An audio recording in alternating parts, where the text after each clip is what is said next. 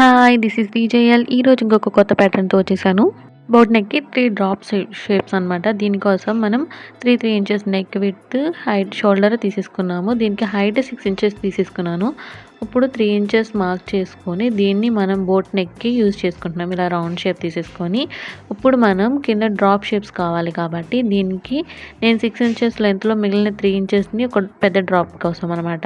First drop కోసం దాన్ని ఒక 1 ఇంచ్ గ్యాప్‌తో సెకండ్ డ్రాప్‌ని కూడా గీసుకుంటున్నాను. సెకండ్ డ్రాప్ అనేది ఫస్ట్ డ్రాప్ కంటే కొంచెం తక్కువ ఉండాలి.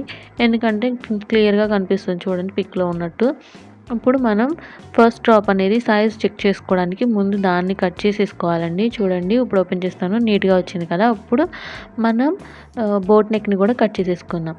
ఇలా కట్ చేసేసుకున్న తర్వాత ఇప్పుడు సెకండ్ డ్రాప్‌ని కూడా కట్ చేసేసుకుంటే మనకి షేప్ అనేది నీట్‌గా వస్తుంది. ఇప్పుడు ఈ ప్యాటర్న్‌ని మనం మెయిన్ క్లాత్ మీద స్టిచ్ చేసుకొని రివర్స్ తిప్పేసుకున్న తర్వాత మన దగ్గర ఉన్న గోల్డ్ బీడ్స్‌తో స్టిచ్ చేసుకుంటే సరిపోతుంది. ఇది గనుక మీకు నచ్చితే నా ఛానల్‌ని సబ్స్క్రైబ్ చేసుకోండి. Thank you.